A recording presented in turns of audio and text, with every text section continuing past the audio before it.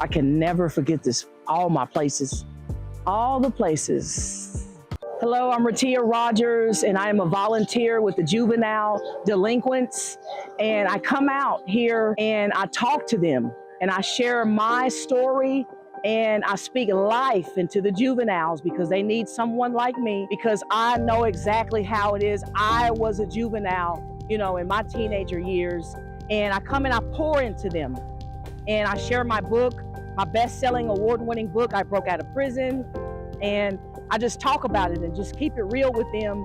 And my hopes and prayers for them is that, you know, one of these times they change their life, because like I tell them, some will listen to me and some will not. Either they're gonna change their life or be dead in the grave or serving time in prison.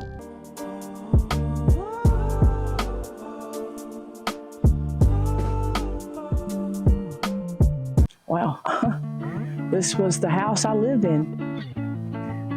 I was in a Tulsa Girls group home. In 1997, I was placed in a Tulsa Girls group home. I was a juvenile delinquent. I wouldn't listen up, and I was out committing crime. And so I got placed in state's custody at the Tulsa Girls group home, and I lived there.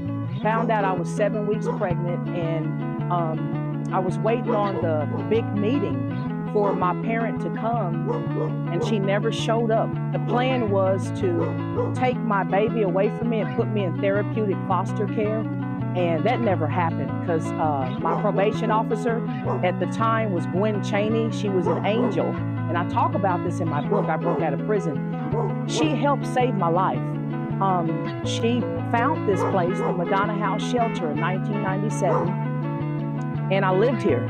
I lived at this place right here. My room was right here. And the second time I moved back here, my room was right there. And I remember that, you know. And I had my baby. I had a doctor's appointment, and I delivered my baby December the 5th of 1997. And yeah, this brings back old memories.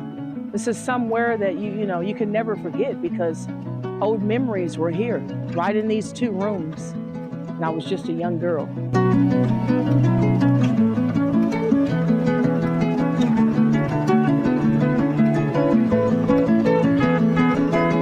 So growing up here, you know, my grandparents lived down the street and off of Virgin and Cincinnati. Now it's MLK. So I spent a lot of time up here. I used to sell drugs up here. You know, when I was younger, in my teenager years, I would come in and steal candy. You know, back then, R&R up here had the video games. So me and my big brother, my sisters, relatives, you know, I was in a gang, and we would come up here and play video games and you know, do different things, graffiti, and running in and out of here. I went to John Burroughs Elementary School when I was a little girl, just right here across the street. My grandpa passed away 2019, right before my book, I Broke Out of Prison, was published. So I know he would have been proud of me. So yeah, this is the store, R&R, right here. So did a lot of stuff right here at this store.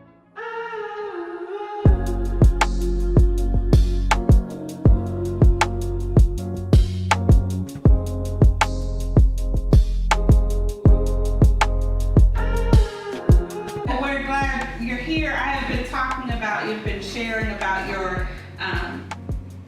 play, not a lot because I want you to be able to tell, but just been talking about your journey, what I witnessed here in the station with the Greenwood Literary Voices, the different people that came in, especially the young lady, and then that had seen your documentary and a program she was in, and then the young man who had just been released from prison the day before, and connecting with you, how exciting that was. How exciting it was just to witness.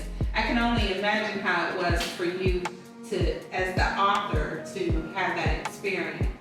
Can you share on that a little bit? Oh, absolutely. You know, I was here, we had the Greenwood Beat radio station had the 2-day authors event, y'all, and it was amazing. I met a guy. I was outside selling books, And he just got out of prison. He told me, him and another guy, it's no surprise. I meet people all the time that say the same thing, but I was honored to know that, he did a short video. And so I wanted to support him, and I shared that on my social media. And I'm humbled and honored to be able to impact lives. Getting a peace of mind, We are going to bring our special guest on. Yes. Hi, Miss Hello, Raittia. Raittia. Yes. Thank you, Miss Raittia. Hello, everybody. Welcome. Get close to that mic, lady. Hello, everybody. Pull that mic Welcome. up. What I did was I took pieces out of my book, right here, award-winning, best-selling author Raittia Rogers. So Yes. this is my book, You can. and this is it right here, y'all. I broke out of prison. Yes. Raittia Rogers, y'all. So Get your July, copy. absolutely. Go get your copy, RaittiaRogers.com. So today, nightly, July 1st, 2nd, and 3rd, 7:30 to 9:30 at Wampa. So if y'all don't know, Wampa is 3306 Charles Page Boulevard. So, people remember the old, it's a food place, Lotta Burger. Really? Yeah, so there's an old Lotta Burger, and it's right around the corner from that. So that is nightly as of today, tomorrow, and July the 3rd, 2025. So we're going to be performing live on stage. Y'all need to make it out. Yeah, I've been waiting to do this for a while. So I finally took pieces out of my book, and we're going to perform, and we're going to, talk about my true life story as well as other people's true life stories that have faced some difficulties in life and have come out on top. Still face struggles, but will continue to rise. Right. Yeah.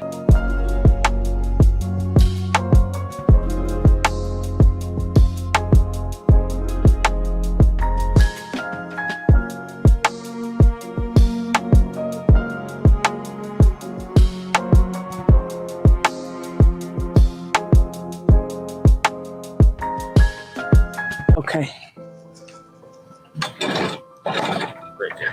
Okay.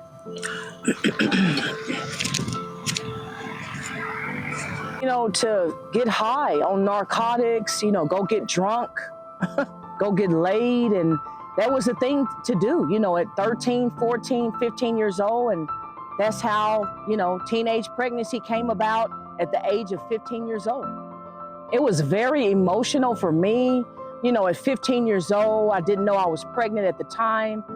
Went to the doctor, found out I was 7 weeks. No one was there for me. I know that my mom loved me, but she just didn't show up to the important business meetings that the head people was over at the Tulsa Girls Group Home.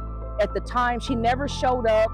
And so I experienced a lot of emotions, especially, being pregnant at a young age. I'm wondering this, and I'm trying to, get a hold of this and that. And so things never came together for me, while I was young and, dumb, naive, going through different things and, facing challenges. No one was there for me, and it was very hard. I just had to show up for myself, Before prison was my lowest point, where I got arrested. I was shoplifting in the mall, me and some others. I had some homegirls. I was out, up to no good, doing things that I had no business getting involved in. And I got caught up, and I had to face the consequences. I was in and out of juvenile at the time. The desire for change that happened to me at 21 years old, locked up, in jail. I didn't even know that I was about to be sentenced to prison. My back was up against the wall, and I actually received a miracle that happened for me at 21. That's right. So I received a life-changing experience where my life flashed before my eyes, and I'm like, oh man, that's not the way to go. The way that I've been living, gang affiliated, robbing, burglaries, selling dope, taking narcotic pills, just crazy on the streets, just living it up, doing whatever. My life flashed before my very eyes, and I woke up and I received, Jesus Christ into my heart to be my personal Lord and Savior at 21 years old. And that's what really, changed my life for the better. 3, 2. Wait. Okay. Recording, so. Okay. Oh. Okay. Wow, I have some memories at some different apartment complexes, but Comanche Park Apartments for one. I lived out there twice. I remember I was 11, 17, 18 years old, I want to say, because I remember, I went out with me and some other folks who went out to steal, and I got caught up, and so we had to serve like around 50 something, so nearly 2 months in the juvenile detention center. And so our mom came out to the judge to try to get us out, but the judge would not release us because we didn't have anywhere to go. So at the time, my mom was forced to go and search for an apartment. And so she came across Comanche Park Apartments and, talk with the manager or whatever and got us in. So she got a 5-bedroom for all of us. So the next time our court appearance came, she showed up and the judge released us because we had a place to live.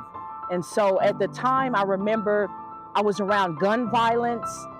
I was around fighting, gang banging. I was in a gang.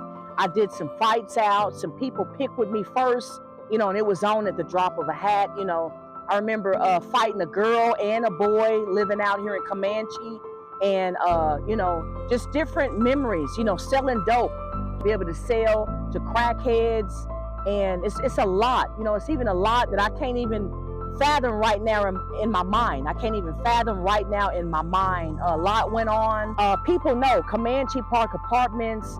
It was the real deal. It's a lot of murders happened out in Comanche. Even years ago, I remember something happened with a lady and the baby dad or something like that. And he ended up getting killed by her due to something. And so I remember some balloons and like a remembrance of candles lit and all of that during the time. It's a lot of different things that happened.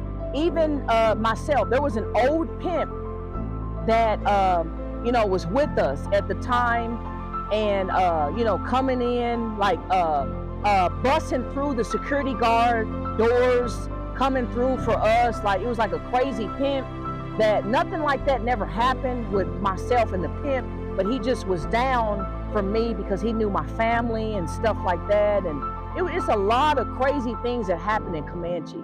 I mean, wow, like, wow. Where we are now is a life-changing experience coming from, drug dealing, gang banging, all of that. And now where I am is beautiful because a lot of people that I know did not break out of prison. They did not turn their lives around. And I meet different, ex-homegirls, ex-homeboys around at different times in the community when I'm out, and their life is not changed. And I just really thank God because God my life is marked. God put a mark on me, and I'm here to break the chain off of people's lives and give them hope and inspiration that they can change their life around too, just like I did. I'm just grateful to be able to give back and to share my story. And to help people in life that's facing a lot of trauma and, disaster in their life, because, each day, God wakes us up each day, and, I don't take it for granted. Some people don't even wake up the next day. And I just thank God for using me, and a lot of people have not changed their life around. They have not. They found it as they grew up in this, and it's the life to be, and they'll never change. But I look at it as my perspective. I grew up in this. I ended up getting charged, getting into trouble, juvenile jail, facing prison time, and at my time, I learned it's not the way to go. And some people never wake up from that. They never break out of prison to know that it's time for change. It's time to do something different. You can't keep doing the same thing over and over and over, and you're expecting different results. Like, what? Come on now. Where I'm at now. Like, I speak at prisons, I speak at the juveniles, I do a lot of good in the community, giving back. And it's like, to me, in my heart with God, I can't just talk about the good. People want to know, how did you get to where you are? So I don't, I'm just saying that, like, I'm doing what I'm supposed to do. Like, yeah.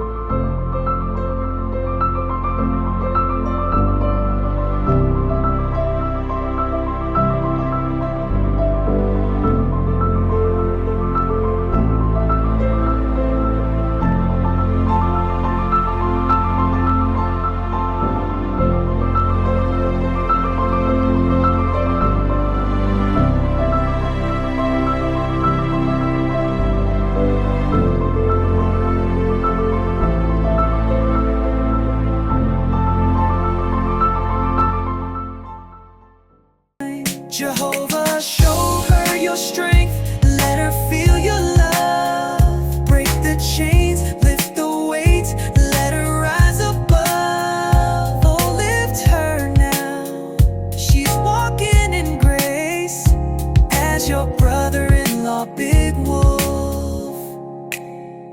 Tia, know I've got your back, through the fire, through the flood, I ain't never leaving your side. That's why I wrote this song for you. Family stands together, a fortress of love. No weapon formed will break this bond, blessed from the heavens above. Stand tall, Tia, we're your shield. Jehovah, show